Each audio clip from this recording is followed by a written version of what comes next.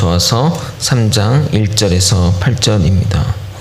저와 번갈아 교독하고 마지막 절 함께 읽겠습니다. 먼저 받들어 읽겠습니다.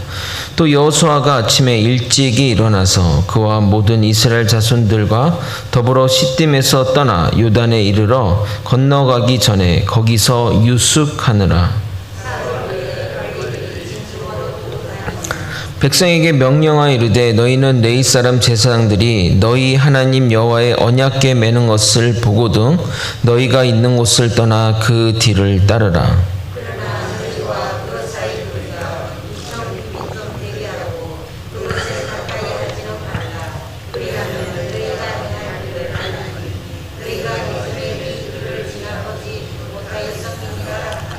여호수아가 또 백성에게 이르되 너희는 자신을 성결하게 하라. 여호와께서 내일 너희 가운데 기이한 일을 행하시리라.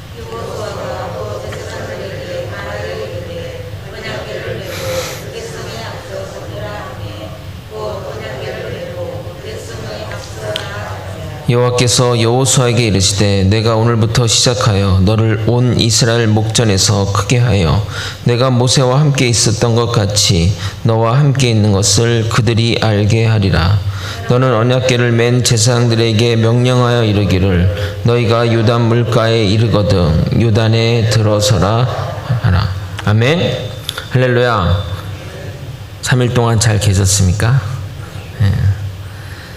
오늘 여호수아 말씀 나누도록 하겠습니다.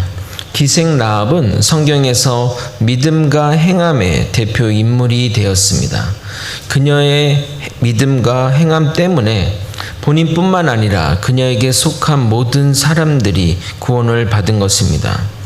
어떤 사람들은 라합의 행동이 무엇이 대단하냐, 나 같았어도 그렇게 행동했을 것이라고 말합니다. 오늘 한번 본문을 지난주 본문을 한번 다시 한번 보도록 하겠습니다. 여호수아서 2장 9절에서 11절 전반부까지입니다. 같이 읽겠습니다. 말하되 여호와께서 이 땅을 너희에게 주신 줄을 내가 아노라.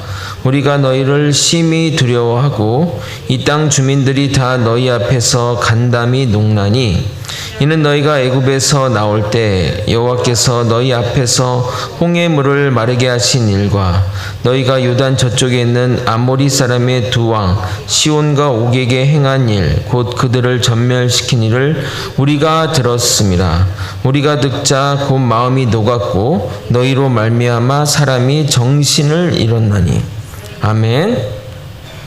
여러분, 본문을 보게 되면 하나님이 이스라엘 위에 홍해를 마르게 한 일과 요단 동편의 두 왕 시온과 옥에 한 일들을 누가 들었습니까?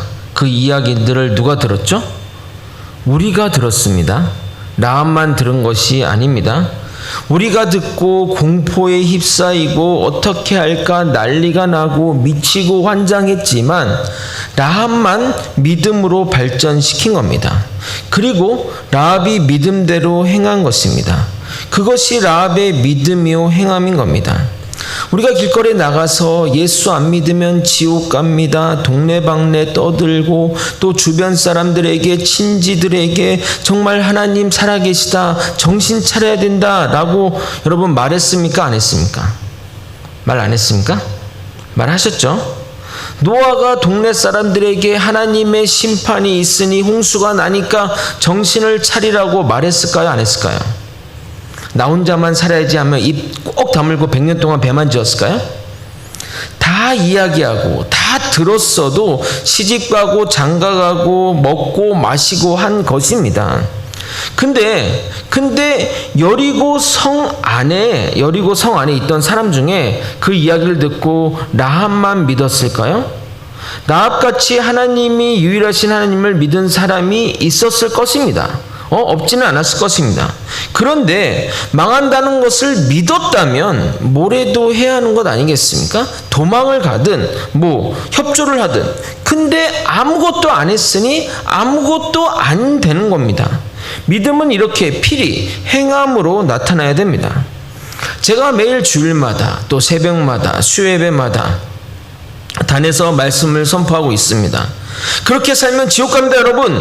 그렇게 외쳐도 그런가 보다 하며 지식으로 남는 사람이 있고, 말씀을 듣고 이렇게 살아서는 안 되지, 삶의 방향을 고쳐 살아가는 사람들이 있습니다.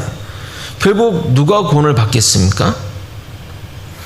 진짜 믿음은 행함으로 나타나게 되어 있습니다. 지식은 절대 여러분을 구원하지 못합니다. 야고보서 2장 14절은 이렇게 얘기합니다. 내 형제들아, 만일 사람이 믿음이 있노라 하고 행함이 없으면 무슨 유익이 있으리요? 그 믿음이 능히 자기를 구하겠느냐? 하나님이 심판하신 하나님이라는 것을 믿는다면 세상을 버타여 살지 말아야 합니다.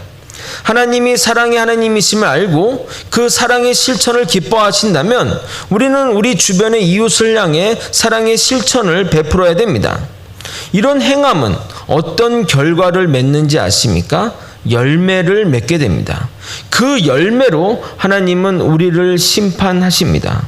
마태복음 7장 20절은 이렇게 얘기합니다. 이러므로 그들의 열매로 그들을 알리라. 그런데 사랑과 용서의 하나님을 믿고 긍휼의 하나님을 믿는다고 하면서 맨날 남을 헐뜯고 만나면 문제를 일으키고 말로 사람을 죽이는 일을 해서 그 사람 때문에 교회 가기 싫다, 어떻게 저런 사람이 예수를 믿는 사람이냐, 이런 악의 열매를 믿는다면 이분이 믿음이 있다고 말할 수 있겠습니까?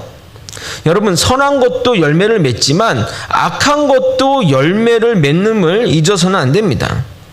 라합은 그 믿음 하나만으로 모든 사람이 가지 않으려는 길을 간 것입니다. 분명 실패하거나 발각이 되면 본인뿐만 아니라 그에 속한 모든 사람들이 다 죽음을 면치 못할 겁니다. 그리고 이스라엘 사람들이 오기 전에 그런 일이 또 들통나면 다 끝이 나는 거죠. 그런데 라합은 믿었고 그 불굴의 의지로 행함을 한 겁니다. 그래서 그 정탐꾼을 살리고 또 안전하게 피신시킨 거 아닙니까? 그것이 그녀를 살렸고 더 나아가 그녀의 가족까지 살린 겁니다. 사도행전 16장 31절은 이렇게 말합니다. 이르되 주 예수를 믿으라. 그리하면 너와 내 집이 구원을 받으리라. 아멘. 혹시 여러분 중에 여러분만 예수님을 믿는다고 한다면 하나님이 여러분을 통해서 여러분의 구원받는 길을 열어놓은 것입니다. 사명이 여러분에게 있는 거죠. 그래서 라합은 이렇게 예수님의 족보에 이름을 올리는 대단한 영광을 누리게 됩니다. 거제 소망교회 성도 여러분, 정말 잘 믿읍시다. 그리고 잘 실천합시다. 우리 교회는 이제 과거의 모든 것을 잊어버리고 앞으로 나아가야 합니다. 누구의 잘못도 누구의 선함도 아무것도 없습니다. 이 모든 것이 하나님의 인도하심이라 생각합니다. 잘 믿고 잘 삽시다. 아멘. 드디어 이제 이스라엘 백성들이 요단강을 건너는 장면이 나옵니다. 이 요단강 도하를 잘 보게 되면 이 전쟁의 성격과 영적인 의미를 파악할 수 있습니다. 그리고 이 도하 장면을 통해 우리 삶에 어떻게 적용하면 좋은지 깨닫는 시간이 되기를 소망합니다. 여호수아 기간 때 강조했듯이 이 여호수아는 결코 땅을 뺏고 하는 이야기가 아니라고 말씀드렸습니다. 여호수아 봄마다 앞으로 가세 이런 노래하고 또 주일학교 때면 여호수아 장군이 제일 멋있게 나와요. 마블 그런 것처럼 막 나와서 하니까 전쟁 이야기를 주로 이야기하니까 이 얘기는 전쟁 정복 이야기고 생각하겠지만 결코 그렇지 않다는 겁니다. 여호수아의 정복 전쟁은 하나님의 약속의 성취와 죄에 대한 심판이 동시에 일어나는 사건입니다. 그래서 믿는 자들에게는 약속의 성취가 일어나는 순간이고 또 불신자 행악자에게는 심판이 일어나는 때입니다. 종말이 믿는 자에게는 이 종말이 축복이지만 불신자에게는 끝이고 또 심판인 것입니다. 그러므로 여호수아 안에서 일어나는 이 전쟁 또한 영적 전쟁입니다. 내가 이것을 할까 저것을 할까, 마음속에 어떤 것을 할까, 선과 악의 싸움이 있는 이런 것들만 영적 전쟁이 아니라 이것이 바로 영적 전쟁인 것입니다. 그러므로 우리는 여호수아서를 볼 때 이 영적인 의미를 생각하여 보아야 합니다. 만약 그렇게 보지 않는다면 여호수아는 전혀 정말 의미 없이 보게 되는 겁니다. 오늘 본문을 보게 되면 이것이 영적인 전쟁을 보여주는 것이 담겨 있습니다. 첫 번째 모습은 전쟁의 선두에 언약궤를 메고 가는 모습입니다. 여러분, 요단강을 건너가면 바로 또 적진, 또 전쟁에 돌입하게 됩니다. 여기 분 중에 전쟁을 경험하신 분도 있으시겠지만 대부분 전쟁을 영화나 드라마나 만화나 이런 걸로 접했을 텐데, 전쟁을 하게 되면 맨 앞에 누가 섭니까? 돌격대, 선발대, 또 수색대, 정찰대가 앞장섭니다. 그런데 이스라엘 백성은 언약궤가, 즉 하나님의 임재의 상징이 가장 먼저 나선다는 겁니다. 현실의 전쟁에서는 말이 되지 않는 일이지만 이 전쟁이 영적 전쟁이에 이게 가능한 일인 겁니다. 그리고 여호수아는 이 언약궤와 백성들의 사이를 2000규빗 정도를 또 띄워고 가라고 합니다. 2000규빗은 대략 한 1km 정도 되는 거리니까 정말 멀리 떨어져 걷는데, 여기 기준으로 제가 한번 재봤거든요. 여기 기준으로 하나로마트까지의 거리가 한 1km 정도 되더라고요. 그럼 여기서 출발하면 하나로마트에서 출발합니다. 만약 적들이 이걸 보고 선봉을 공격하면 후방군이 오기 전에 이 선봉군은 다 몰살을 당한 겁니다. 여러분, 이렇게 간격을 두는 이유가 무엇일까요? 이 거리의 간격은 하나님의 거룩함을 보여주는 모습입니다. 이 언약궤는 레위지파 제사장들만 들 수 있습니다.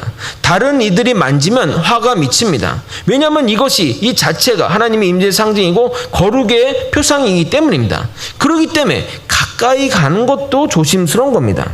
제사장들도 그냥 드는 게 아니에요. 갖은 제사와 성결례를 다 마치고 언약궤를 들어야 됩니다. 사무엘하를 보게 되면 우사가 이 언약궤를 함부로 만져서 죽는 장면이 나오는데, 이렇게 허락되지 않은 자가 만지면 그것이 안 되는 하나님의 임재의 상징, 거룩의 상징인 것입니다. 이처럼 선한 자에게는 하나님이 무척 가깝고, 또 오늘 새벽의 말씀처럼 하나님이 아빠, 아버지가 되지만, 악한 자에게는 또 그 죄를 하는 자들에겐 두렵고 무서운 하나님이십니다. 저는 요즘 기독교가 너무 사랑의 하나님을 너무 강조하는 것 같아서 염려가 좀 됩니다. 죄송하지만 이런 표현들을 좀 감안하고 들어주시기 바랍니다. 기독교 사람들 중에 이 기독교를 마케팅적으로 접근하여 하나님을 팔려고 하다 보니, 그러니까 물론 전도의 의미죠. 전도하는 의미지만 사랑의 하나님을 너무 강조한다는 겁니다. 하나님이 사랑과 용서의 하나님이 아니라는 것은 아닌데 너무 강조하다 보니, 그것에 대해서 너무 강조하다 보니 하나님이 무섭고 두렵고 심판의 하나님이라는 생각이 사라지고 있다는 겁니다. 여러분, 교회 이름만 보세요. 사랑의 교회, 기쁨의 교회, 행복한 교회, 날마다 새로운 교회, 이런 교회는 있지. 심판교회, 회개의 교회, 도끼가 나무뿔에 있는 교회, 종말이 내일인 교회, 이런 교회 들어봤습니까? 이런 교회 없지 않습니까? 거제 심판교회, 거제 종말교회, 도끼 나무뿔이 있는 교회, 이런 이름도 있어야 되는 거 아닙니까? 우리는 하나님이 두렵고 무서운 분이라는 것을 깨달아야 합니다. 무섭고 심판하는 하나님을 강조해야 하는데, 죄짓고 나쁜 자들에게 괜찮다, 앞으로 잘하면 된다, 사랑한다, 용서와 같은 이 사랑의 하나님을 강조하다 보니 사람들의 문제가 뭐냐면 이 죄를 무서워하지 않는다는 겁니다. 여주의 어떤 할머니에게 그 청소년들이 정말 청소년들이 담배 사달라면서 하는 거 보면서 어땠어요? 열받지 않습니까? 그놈의 손모가지를 뽀사버려야지. 그거 말이 됩니까? 하도 흉악 범죄가 판을 치고 반인륜적인 범죄가 판을 치니까 대통령 중에 극악한 그런 범죄자에게 사형을 언도하겠다는 사람이 그 20대 30대 표가 올라간다고 합니다. 사랑과 용서의 하나님을 너무 강조하다 보면 하나님의 말씀과 규례를 지키지 않거나 또 무시하는 경향으로 나아가기 때문에 결국 그것은 우리를 죄를 쉽게 하는 행위로 나타나게 됩니다. 우리가 사랑의 하나님을 강조하며 그런 하나님을 믿는 것은 우상 숭배나 다름없습니다. 여러분, 우상 숭배가 별게 아닙니다. 내가 믿고 싶은 신을 만들어 믿는 것이 우상 숭배입니다. 저는 설교 가운데 여러분에게 좋은 말씀도 힘과 용기를 주는 말씀도 전하겠지만 회개와 죄에 대한 메시지를 지속적으로 선포할 겁니다. 왜냐하면 여러분이 착각하지 않게 하기 위해서입니다. 나 이래도 하나님께 구원받을 수 있는 것 아니야? 라고 착각했는데 막상 천국에 갔는데 너 누구니? 나도 모르는데 하면 안 되지 않습니까? 매를 맞아도 여기서 맞아야지 올라가서는 기회가 없는데 말입니다. 여러분, 우리가 왜 죄를 자꾸 짓는지 아십니까? 하나님이 안 무서우니까, 하나님이 안 보이니까, 그래서 계속 죄를 짓는 것입니다. 그러나 우리 눈에 안 보이는 것이지 하나님은 시퍼렇게 살아계셔서 우리의 머리털까지 세시고 계시다는 것을 잊어서는 안 됩니다. 거제의 소망교회 성도 여러분, 모든 것을 보시며 모든 것을 아시는 하나님, 그리고 우리의 죄를 심판하는 하나님을 무서워하는 성도가 되기를 소망합니다. 아멘.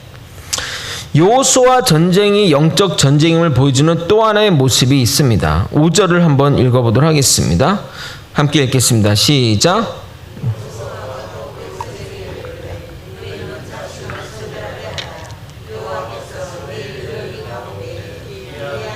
행하시리라. 아멘. 군대를 다녀오신 분들은 잘 아시겠지만 내일 중요한 훈련이 있다고 한다면 그 전날 무엇을 하는지 아십니까?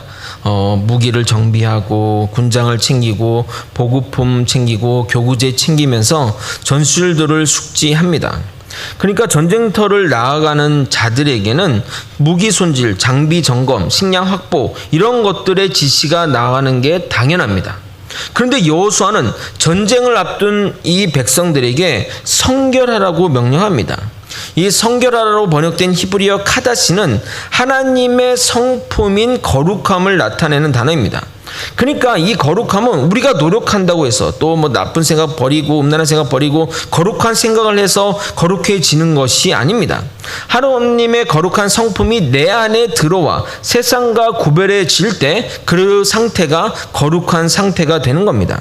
그러므로 우리는 먼저 이 세상과 구별이 되어야 합니다. 그런데 이것은 여러분 잘 들으십시오. 이것은 세상과 분리와 구분이 아닙니다. 이 구별을 착각해서 과거에는 이 구별을 착각해서 세상과 떨어져 수도원이니 기도원이니 사람들이 없는 곳을 찾아가거나 그렇게 살거나 또는 세상 사람들을 도저히 용납할 수 없는 방식으로 사는데 결코 말이 안 됩니다. 예수님은 우리에게 뭐라 했냐면 너희는 세상의 소금이다. 너는 세상의 빛이라 라고 말씀하고 있습니다. 즉 세상에서는 없어서는 안 되는 그 간대는 맛을 내며 빛을 내는 존재가 기독교인이지 사람들과 몇 따로 떨어져서 우리만 신앙을 지키고 보고하고 이런 것들이 있는 것 신앙이 아니라는 겁니다. 아시겠습니까? 이 부분에 대해서는 추후에 한번 좀 자세히 다루도록 하겠습니다. 이스라엘 백성들은 가나안 거민들과 거룩한 전쟁을 치르기 위해 요단강을 건너기 직전에 있습니다. 하나님께서는 이 시점에 백성들로 하여금 스스로 거룩하라고 명령하셨습니다. 전쟁의 기술과 전략보다 하나님은 이스라엘 백성들이 거룩하게 되는 것, 성결하게 되는 것이 더 중요함을 보여주는 겁니다. 또한 이 언약궤를 따라 거룩한 백성들이 따라가는 이 모습은 하나님의 말씀을 따라 살아가겠다는 그 고백을 상징적으로 또 보여주고 있는 겁니다. 이 성결의 명령은 모세가 시내산에서 하나님의 언약을 받으러 갈 때 밑에 있는 백성들에게 명령한 선포된 명령입니다. 그러니까 이 요단강을 건너는 것이 하나님의 율법을 받는 것과 동일한 상황이라는 겁니다. 그런데 여러분 성결을 어떻게 해야 될까요? 도대체 어떻게 하는 게 성결일까요? 출애굽기에 있는 성결을 보게 되면 첫 번째, 먼저 옷을 빨라고 명령합니다. 이것은 상징적인 의미로서 육체를 깨끗하게 하는 것을 의미합니다. 왜냐하면 우리의 육체는 하나님의 전이기 때문입니다. 두 번째, 여자를 멀리하라고 명령합니다. 이것은 물리적인 것이 아니라 몸의 욕심에서 멀리하라는 명령입니다. 세 번째는 말씀을 기대하며 기도하며 기다리라는 겁니다. 우리가 말씀 안에 거하는 것을 의미합니다. 그러니까 이 성결은 몸과 마음과 영혼이 삼중적으로 거룩해지는 것을 의미합니다. 그래서 우리가 세상에서 거룩하고자 한다면 첫 번째, 몸을 함부로 굴리면 안 됩니다. 우리의 몸은 성령의 전이기 때문입니다. 내 몸이라고 마음대로 굴려서는 안 된다는 겁니다. 두 번째, 마음이 허탄하고 의미 없는 것에 휘둘려서는 안 됩니다. 그리고 육체가 원하는 것들을 멀리 해야 됩니다. 마지막으로 말씀 안에 거하는 삶을 살아야 합니다. 그래야 우리가 주님의 성결한 백성이 되는 겁니다. 위에서 이 전쟁이 영적 전쟁임을 보여주는 증거들의 이야기를 나눴다면 이제부터는 이 요단강을 건너는 그 의미, 영적인 의미를 살펴보도록 하겠습니다. 요단강을 제사장들이 먼저 언약궤를 들고 가자 요단 강물이 마르고 그치게 되는 것은 우리가 이런 모습을 보게 되면 무엇이 연상이 됩니까?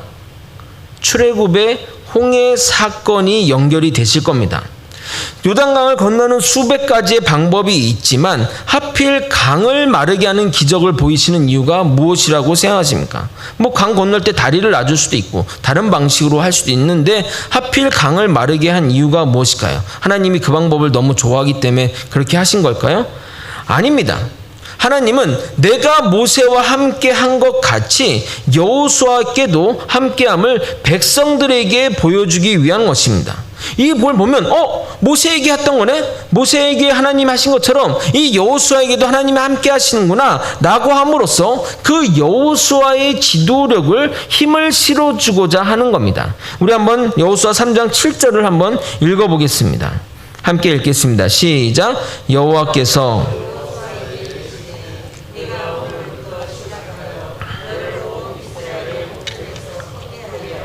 내가 모세와 함께 있었던 것 같이 너와 함께 있는 것을 그들이 알게 하리라. 아멘. 근데 정말 여러분 잘 들으십시오. 여기까지는 하나님이 앞으로 어떻게 역사하실지를 말씀해 주시지 않고 그냥 제사장 보고 언약궤를 들고 가라고 말씀합니다. 급하게 결론부로 가지 마십시오. 그 순간순간마다 다 의미가 있습니다. 순차적으로 봐셔야 됩니다. 그래야 그 의미를 깨닫게 됩니다. 언약궤를 들고 강으로 들어가는데 강이 계속 흐르면 어떻게 됩니까? 물이 점점 막 차지겠죠. 막 목에 오르고 이제 머리에 없고 하면은 막 머리 올라가면 그때는 이제 언약궤 버리고 막 도망갑니까? 나 살겠다고 언약궤 버리고 헤엄쳐 나오겠습니까? 죽으면 죽으리라는 마음으로 나아가는 겁니다. 그러니까 이 믿음의 순종을 하니까 그 물이 마르게 됐다는 겁니다. 15절 16절을 한번 읽어보도록 하겠습니다. 15절 3장 15절 16절입니다. 요단이 곡식을 거두는 시기에는 항상 언덕에 넘쳤더라. 자, 무슨 얘기죠? 물이 지금 만수라는 거죠. 막 넘치는 그런 상황이라는 겁니다. 궤를 맨 자들이 요단에 이르며 궤를 맨 제사장들의 발이 물가에 잠기자 곧 위에서부터 흘러든 물이 그쳐서 사르단에 가까운 매우 멀리 있는 아담 성읍 변들이 일어나 한 곳에 쌓이고 아라바의 바다 여매로 향하여 흘러가는 물은 온전히 끊어지매 백성이 여리고 앞으로 건너갔어요. 여러분 다시 한번 홍해 사건을 한번 기억해 보십시오. 홍해 사건. 이 두 사건이 비슷하지만 다른 게 있습니다. 홍해 때는 모세가 바다를 향해 지팡이를 짚고 또 명령하자 물이 말랐고 그 마른 땅이 된 것을 확인하고 홍해를 건너기 시작했습니다. 하나님은 아직 믿음이 부족한 출애굽 백성들을 물이 마른 다음에 홍해를 건너게 하셨다면 이제 40년의 광야의 시간을 통해서 훈련받은 이 백성들을 어떻게 건너냐면 너는 이제 믿음이 성장했잖아. 이제는 과거와 좀 다르잖아. 그러니까 제사장이 먼저 물을 잠긴 후에 역사가 일어나게 됐다는 겁니다. 똑같은 것 같지만 미묘한 차이가 있는데 바로 그 믿음의 어떤 진보적인 모습이 보인다는 겁니다. 만약 그들이 물이 안 멈췄다 할지라도 믿으면 죽으면 죽으리라 나아갔기 때문에 기대한 사람도 있을 수 있겠지만 그런 믿음이 나아갔기 때문에 순종했기 때문에 그 역사가 일어나게 됩니다. 이처럼 우리가 믿음의 첫 발을 내디딜 때 전적인 하나님의 은혜와 돌보심으로 살아간다면 그러니까 내딛었을 때 전적인 하나님을 살아간다면 믿음이 성장하면서 하나님의 역사를 만드는 주체가 우리가 되는 겁니다. 하나님은 그것을 요구하시는 거예요. 너희가 하나님의 은혜로 살고 있지? 하나님 이렇게 돌보고 있잖아. 그러면 그 전보다는 더 나은 믿음의 진보를 보여야 한다는 겁니다. 맨날 우쭈쭈하고 어떻게 하면 뭐 이런 신앙, 계속 어릴 때처럼 우쭈쭈에는 신앙을 가져야겠습니까? 계속 마르면 나가겠습니다. 확실히 보여주시면 가겠습니다. 이렇게 해서는 안 된다는 겁니다. 우리는 믿음의 진보를 이뤄야 됩니다. 그래서 어제보다 더 나은 믿음의 사람이 되어야 되고 그 내일은 또 어제보다 내일보다 더 좋은 미래가 되어야 되는 겁니다. 그래서 여러분, 우리의 믿음의 전성기가 언제인 줄 아십니까? 죽기 전날이 돼야죠. 무슨 말인지 알겠어요? 믿음이 계속 진전해야지. 근데 왜 그래요? 옛날엔 정말 믿음 좋았는데 그 말이 무슨 말입니까? 하나님 만날 때 믿음이 최전성기가 돼야 되는 거 아니에요? 여러분, 제가 몇 번 저번에도 얘기했지만 신랑을 만날 때 가장 아름다운 얼굴로 포장하잖아요. 예쁘게 하고. 그 집집마다 그 결혼사진 벽에다 붙여놓는 거 아니야? 저 때가 제일 예쁘다고. 너 만나서 이렇게 변했지만 저 때 예쁘다고 이렇게 얘기하는 거 아니겠습니까? 왜 그래요? 제일 전성기니까. 그러면 우리의 전성기는 언제가 돼야 돼요? 주님 만나는 전날이 되는 거죠. 외형적인 모습을 얘기한 게 아닙니다. 영적인 모습, 신앙의 모습이 돼야 되는 거죠. 그러니까 어제보다 우리가 신앙이 발전해야 돼요. 근데 어떤 사람 맨날 그 모양 그 모양 뭐 좀만 하면 삐져서 빠지고 이런, 언제까지 그러겠습니까? 언제까지? 여러분, 제가 제일 싫어하는 말이 뭔지 아세요? 저는 내년에 좀 쉬겠습니다. 아니, 예수님은 열심히 일하고 있는데 어디서 쉴 생각을 합니까? 예수님은 일하는데 여러분은 쉬겠다고요? 죽어서 쉬세요. 죽고 나면 맨날 쉴 텐데. 자, 어제보다 더 나은 믿음의 사람이 되어야 됩니다. 유명한 신학자이자 또 목회자인 유진 피터스는 이 믿음의 진보를 이렇게 표현합니다. 다윗이 골리앗과 싸우는 두 번째 전투에서는 물맷돌을 가지고 나서면 안 된다라고 말합니다. 정말 멋진 표현이라 생각됩니다. 다윗이 처음에는 물맷돌로 이겼지만 두 번째 골리앗이 왔을 때는 그때도 똑같이 물맷돌로 나섰다가는 속수무책으로 당한다는 말입니다. 우리가 믿음이 성장할수록 우리의 믿음의 수준과 그에 따른 실천도 앞으로 나아가야 됩니다. 처음에는 교회만 다녔는데 시간이 지나면 직분도 받고 봉사도 헌신도 하고 더 높은 직분과 더 높은 헌신을 감당해야 되는데 직분을 달고 또 직책을 맡아도 여전히 그 자리에 있으면 어떻게 하냐 이 말입니다. 하나님이 요단강을 건너기 전에 이스라엘 백성들을 성결하게 하는 이유는 이 요단강을 건너는 것이 영적인 의미가 있기 때문입니다. 바로 그것은 세례를 의미합니다. 홍해를 건너는 사건을 놓고 사도 바울은 그 의미를 이렇게 설명합니다. 고린도전서 10장 1절에서 2절을 읽어도록 하겠습니다. 형제들아, 나는 너희가 알지 못하기를 원하지 아니하노니 우리 조상들이 다 구름 아래 있고 바다 가운데 지나며 모세에 속하여 다 구름과 바다에서 세례를 받고. 사도 바울이 나는 너희들이 알지 않기를 원한다. 너희가 알기를 원한다. 홍해를 건너는 사건은 구름과 바다 그 사이에서 세례를 받은 것이야 라고 말하는 겁니다. 요한계시록에 보게 되면 이 물은 그 죽음을 상징하므로 물에 들어갔다 다시 나온 장면이 우리가 죽었다가 다시 살아나는 것을 말하는 겁니다. 그래서 이 홍해를 건너는 것은, 홍해에 들어가서 나오는 것은 과거의 이별, 애굽과의 이별, 세상과의 이별을 말하는 것이고, 이제부터는 그 종된 노예된 삶을 살지 않고 하나님의 백성으로 살겠다는 의미가 이 홍해 사건에 담겨 있는 것입니다. 그리고 우리는 그렇죠. 우리는 그 이전과 다른 삶을 살겠다는 것이 이 세례에 또 담겨 있지 않습니까? 그런 성례를 통해 그 과정을 경험하는 겁니다. 성경을 제대로 해석하는 방법은 성경을 가지고 성경을 해석할 때 가장 바르게 해석이 가능합니다. 그래서 성경 읽다가 구약도 갔다가 신약도 갔다가 이리저리 왔다 갔다 하는 겁니다. 그런데 왜 출애굽 백성들은 또 다시 요단강을 건너가며 이 세례의 행위를 하는 것일까요? 지금 요단강을 건너는 백성들은 홍해를 건널 당시에 20세 이하거나 광야에서 태어난 자들입니다. 그 전세들, 홍해를 건넜던 그 전세들은 대부분 불순종으로 늙어서 죽었습니다. 그러므로 지금 이 요단강을 건너는 세대는 반드시 구별되어야 하는 과정이 필요하고, 그것이 요단강으로 건너는 것이기 때문에, 그것이 시행되는 것이기 때문에 하나님이 이스라엘 백성들에게 성결하라고 이야기하고 명령하는 겁니다. 그러므로 이 요단강을 건너는 것은 단순히 가나안 정복의 첫 단추를 끼는 의미도 있지만 주님의 백성으로 구별되는 세례를 부여하는 의미가 담겨 있는 겁니다. 이러한 영적인 의미를 알아야만 여호수아를 제대로 파악하고 제대로 바르게 해석할 수 있습니다. 이런 의미를 보고 그냥 읽으면 이게 전쟁 얘기지 뭐 큰 의미가 있겠습니까? 여호수아의 이 요단강 건너는 사건은 많은 영적인 의미가 담겨 있습니다. 단순하게 읽으면 쉽게 해석이 가능했지만 결코 가벼운 내용이 아님을 아셔야 합니다. 그냥 단순히 해석하면 요단강 말아 올리고 뭐 그렇게 해서 위대하신 하나님 뭐 대단하십니다. 우리가 거기서 얻을 게 뭐가 있겠습니까? 결론은 하나님 위대하다, 엄청나다, 이런 결론밖에 나올 게 없습니다. 그러나 이 성경은 영적인 책입니다. 실생활 가운데 우리에게 영적인 원리를 알려주는 책이라는 말입니다. 그러므로 여러분이 잘 듣고 잘 배워 잘 여러분 삶에 적용해야 하는 것입니다. 아멘. 말씀을 정리하겠습니다.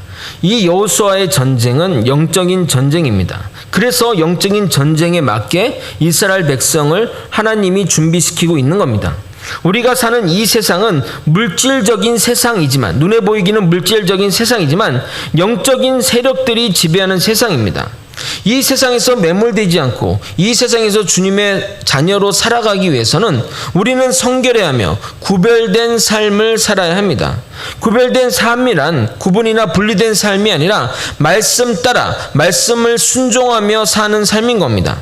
그러기 위해서는 말씀을 잘 깨달아야 하는 사명이 있는 것이고, 두 번째는 들은 말씀을 따라 순종하며 사는 사명이 있는 겁니다. 결국 라합처럼 믿음과 행함이 함께 일해야 온전한 믿음의 사람이 되는 겁니다. 야고보서 2장 22절에 이렇게 얘기합니다. 내가 보거냐 믿음이 그의 행함과 함께 일하고 행함으로 믿음이 온전하게 되었느니라. 아멘.